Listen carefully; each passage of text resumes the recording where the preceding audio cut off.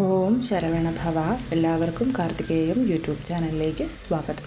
ഇന്നത്തെ വീഡിയോയിൽ ഞാൻ നിങ്ങളുമായിട്ട് പങ്കുവയ്ക്കുന്നത് ഈ ഒരു വർഷം മുഴുവൻ ധനവരവുണ്ടാവാൻ വേണ്ടി നമ്മൾ നമ്മുടെ കയ്യിൽ എഴുതേണ്ടുന്ന ഒരു ഏഞ്ചൽ നമ്പറിനെ കുറിച്ചും ഒപ്പം തന്നെ ജനുവരി മാസത്തെ ത്രിപുഷ്കര യോഗങ്ങൾ വരുന്ന ദിവസം ഒപ്പം തന്നെ മൈത്രേയ മുഹൂർത്തത്തെക്കുറിച്ചുമാണ്. ഇന്നത്തെ വീഡിയോയിലോട്ട് നമുക്ക് പോകുന്നതിന് മുൻപായി എല്ലാവരും നല്ല രീതിയിൽ ലക്ഷ്മി പൂജയൊക്കെ ചെയ്ത് പുതുവർഷത്തെ വരവേറ്റു എന്ന് വിശ്വസിക്കുന്നു.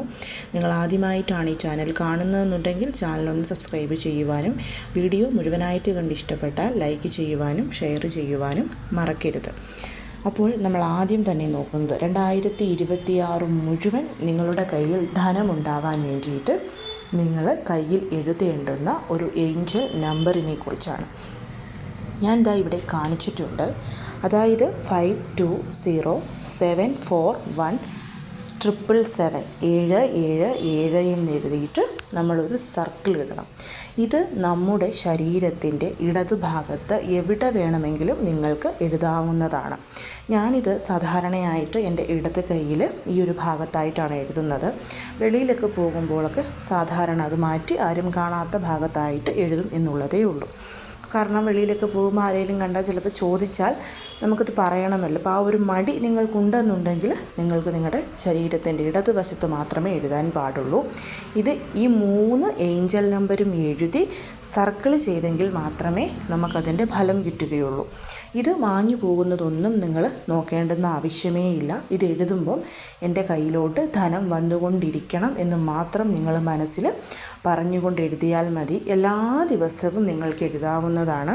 ഇതിന് യാതൊരു വിധത്തിലുമുള്ള റെസ്ട്രിക്ഷൻസ് ഇല്ല. അതായത് പീരിയഡ്സ്, വാലായ്മ, നോൺ വെജ് കഴിച്ചു, കുളിച്ചിട്ടില്ല, അങ്ങനെയുള്ള യാതൊരു കാര്യവുമില്ല. നിങ്ങൾ രാവിലെ കിടക്കപ്പായിൽ നിന്ന് എഴുന്നേൽക്കുന്ന അതേ സമയത്ത് നിങ്ങൾക്ക് കയ്യിൽ എഴുതാം, അല്ലെങ്കിൽ കുളിച്ചതിന് ശേഷം എഴുതാം. അതൊക്കെ നിങ്ങളുടെ ഇഷ്ടത്തിൽപ്പെട്ട കാര്യമാണ്. ഇനി ഇത് എഴുതുന്ന സമയം നിങ്ങൾ എഴുന്നേൽക്കുന്ന സമയം മുതൽ രാത്രി ഉറങ്ങാൻ പോകുന്നതിന് മുൻപായിട്ട് ഏത് സമയത്തും ഇത് എഴുതാവുന്നതാണ്. ഇന്ന സ്പെസിഫിക് ആയിട്ടുള്ളൊരു സമയത്തെ ഇത് എഴുതാവൂ എന്നുള്ളതില്ല. എപ്പോഴാണോ ഇത് എഴുതുന്നതിനെക്കുറിച്ച് നിങ്ങൾ ആലോചിക്കുന്നത് ആ ഒരു സമയത്ത് ഇത് കയ്യിൽ എഴുതാവുന്നതാണ്. അതേപോലെ എഴുതേണ്ടുന്ന കളർ പേന എന്ന് പറയുന്നത് ബ്ലൂ കളറാണ്. വേറെ ഒന്നും ഇവിടെ ഉപയോഗിക്കേണ്ടെന്ന ആവശ്യമില്ല. പക്ഷേ ബ്ലാക്ക് കളർ തീർച്ചയായിട്ടും നമ്മൾ അവോയ്ഡ് ചെയ്യണം. ബ്ലൂ കളർ അല്ലാതെ റെഡ് കളറോ ഗ്രീൻ കളറോ ഒക്കെ കൊണ്ട് എഴുതാം. പക്ഷേ ബ്ലൂ ആണ് ഏറ്റവും നല്ലത്. അവോയ്ഡ് ചെയ്യേണ്ടുന്ന കളർ എന്ന് പറയുന്നത് ബ്ലാക്കാണ്. ഇത് നിങ്ങളിലോട്ട് നല്ല രീതിയിൽ ധനം എത്തിച്ചേർക്കാൻ സഹായിക്കുന്നതാണ്. കണ്ടിന്യൂസ് ആയിട്ടൊരു 11 ദിവസം നിങ്ങളിത് നിങ്ങളുടെ കയ്യിൽ എഴുതുമ്പോൾ തന്നെ നല്ല രീതിയിലുള്ള ഒരു മാറ്റം നിങ്ങൾക്ക് മനസ്സിലാകുന്നതുമാണ്. ഇനി രണ്ടാമത്തെ കാര്യം, ഈ ജനുവരി മാസത്തെ, അതായത് 2026 തുടങ്ങി പുതിയ വർഷമാണ്. ഈ മാസത്തെ ത്രിപുഷ്കര യോഗം. എന്താണ് ത്രിപുഷ്കര യോഗം എന്ന് ഞാൻ നേരത്തെ പറഞ്ഞിട്ടുണ്ട്. ഇനി ആദ്യമായിട്ടാണ് നിങ്ങൾ ഈ ഒരു വീഡിയോ കാണുന്നതെങ്കിൽ നിങ്ങൾക്കിത് അറിയില്ലെങ്കിൽ അറിവിലേക്കായിട്ട് പറയാം. നമ്മൾ എന്തൊരു കാര്യം ചെയ്താലും അത് ഇരട്ടിയായിട്ട് നമുക്ക് ചെയ്യാൻ സഹായിക്കുന്ന സമയങ്ങളാണ് ഈ ഒരു ത്രിപുഷ്കര യോഗം. ത്രിപുഷ്കര സമയത്ത് നമ്മൾ ചെയ്താൽ തുടർച്ചയായി വീണ്ടും 2 പ്രാവശ്യം കൂടിയിട്ടും, ത്രിപുഷ്കര സമയത്താണെങ്കിൽ വീണ്ടും 1 പ്രാവശ്യം കൂടി അതേ കാര്യം റിപ്പീറ്റ് ചെയ്യാൻ സാധിക്കും. സ്വർണം, വെള്ളി, കാറ് മേടിക്കുക, ലാൻഡ് മേടിക്കുക, എവിടെയെങ്കിലും നല്ല യാത്ര പോകുക, പൂജകൾ ചെയ്യുക, അതേപോലെ തന്നെ എന്തെങ്കിലും ഒരു പുതിയ സംരംഭം തുടങ്ങുക, ഇതൊക്കെ നിങ്ങൾക്ക് ഈ ഒരു സമയത്ത് ചെയ്യാവുന്നതാണ്. ഈ ഒരു സമയം വരുമ്പം നമുക്ക് രാഹുകാലം, ഗുളികകാലം അങ്ങനെയുള്ളതൊന്നും നോക്കേണ്ടുന്ന ആവശ്യമില്ല.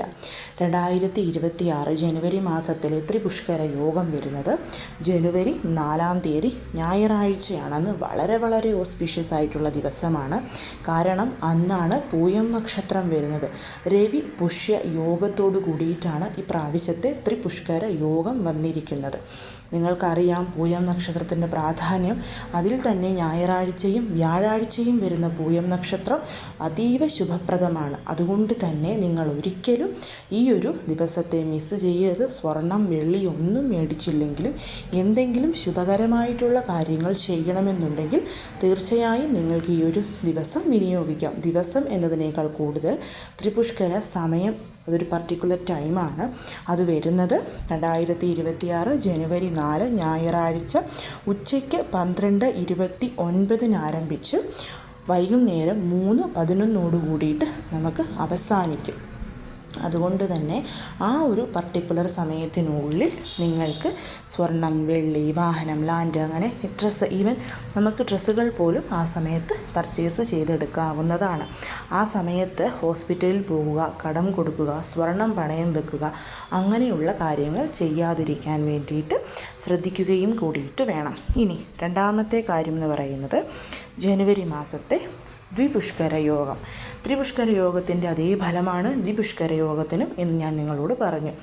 ദ്വിപുഷ്കര യോഗം വരുന്നത് 2026 ജനുവരി 20 ചൊവ്വാഴ്ച ഉച്ച കഴിഞ്ഞ് 1:06 ആരംഭിച്ച് 21-ാം തീയതി, അതായത് ബുധനാഴ്ച അതിരാവിലെ 2:42 AM കൂടിയിട്ട് അവസാനിക്കും.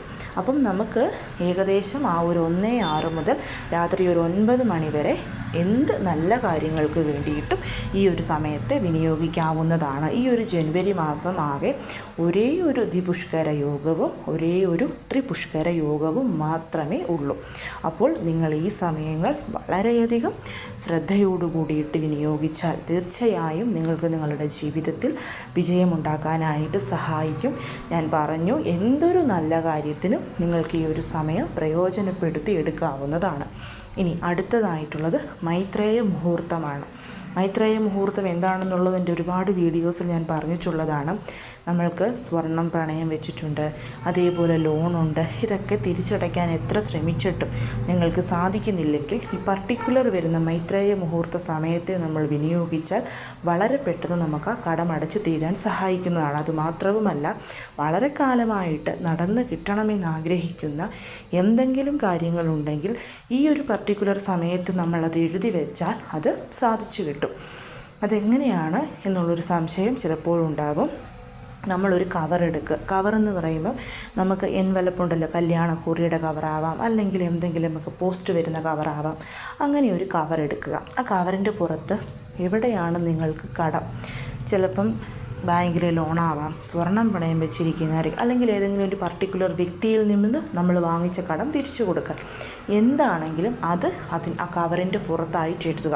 ഇപ്പോൾ നിങ്ങൾക്ക് SBI ലോൺ ഉണ്ടെങ്കിൽ സ്റ്റേറ്റ് ബാങ്ക് ഓഫ് ഇന്ത്യ എന്ന് എഴുതിയാൽ മതിയാവും. എഴുതിയതിന് ശേഷം ഒരു ബേ ലീഫ്, അതായത് ബിരിയാണി ഇല എടുക്കുക.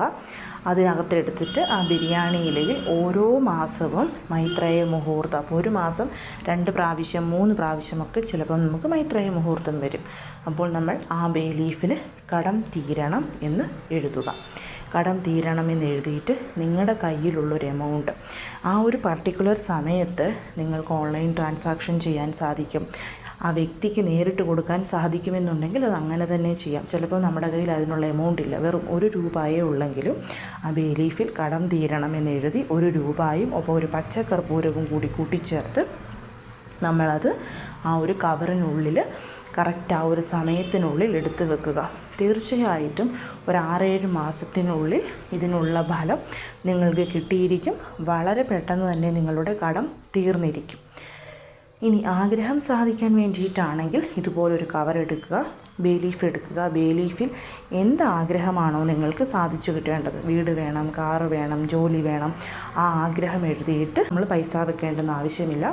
പച്ചക്കർപ്പൂരവും കൂടി വെച്ച് കവറിനുള്ളിൽ വെച്ചിട്ട് അത് നമ്മൾ സെക്യൂറായിട്ട് സൂക്ഷിച്ച് വെക്കും. ഇതൊരിക്കലും നിങ്ങൾ പൂജാമുറിയിൽ വെക്കേണ്ടെന്ന് കാര്യമില്ല. കാരണം പീരിയഡ്സ് ആണെങ്കിലും പുലയുണ്ടെങ്കിലും വാലായ്മയുണ്ടെങ്കിലും ഏതൊരു സമയത്തും നമ്മൾക്കിത് ചെയ്യാം. അതുകൊണ്ട് തന്നെ നിങ്ങൾ ഒരിക്കലും ഇത് പൂജാമുറിയിൽ വെക്കേണ്ടെന്ന് ആവശ്യമില്ല. മറ്റെവിടെയെങ്കിലും സൂക്ഷിച്ച് വെക്കാം. അപ്പോൾ ഈ ജോലിക്ക് പോകുന്നു, യാത്ര പോകുന്ന സമയത്തൊക്കെയാണ് ഈ ഒരു മൈത്രേയ മുഹൂർത്തം വരുന്നതെന്നുണ്ടെങ്കിൽ നിങ്ങൾക്കിത് നിങ്ങളുടെ കയ്യിൽ സൂക്ഷിച്ച് ആ സമയത്ത് പൈസ ഇതിനുള്ളിൽ വെച്ചാൽ മതിയാകും. അപ്പം ജനുവരി മാസത്തിൽ 2 പ്രാവശ്യമാണ് മൈത്രേയ മുഹൂർത്തം വരുന്നത്.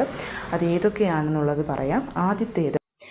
ആദ്യത്തെ മൈത്രേയ മുഹൂർത്തം വരുന്നത് ജനുവരി 14 ബുധനാഴ്ച വൃശ്ചിക ലഗ്നവും അനിഴം നക്ഷത്രത്തിലും, അതായത് അതികാലെ 2:22 ആരംഭിച്ച് 4:33 മൈത്രേയ മുഹൂർത്തം അവസാനിക്കും. രണ്ടാമത്തെ മൈത്രേയ മുഹൂർത്തം വരുന്നത് ജനുവരി 26 റിപ്പബ്ലിക് ഡേയുടെ അന്നാണ്. മേടം ലഗ്നം അശ്വതി നക്ഷത്രത്തിൽ രാവിലെ 11:08 ആരംഭിച്ച് ഉച്ചയ്ക്ക് 12:32 അവസാനിക്കും.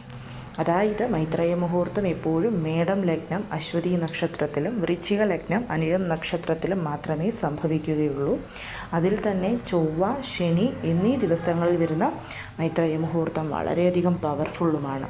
സോ കടമുള്ളവർ, ആഗ്രഹം സാധിക്കണമെന്ന ആഗ്രഹമുള്ളവർക്കൊക്കെ ഈ ഒരു സമയം നല്ല രീതിയിൽ വിനിയോഗിക്കാവുന്നതാണ്. എല്ലാവരും ഇതൊക്കെ ചെയ്തു നോക്കണം. എല്ലാവരെയും മുരുകൻ അനുഗ്രഹിക്കട്ടെ. ഓം ശരവണഭവ.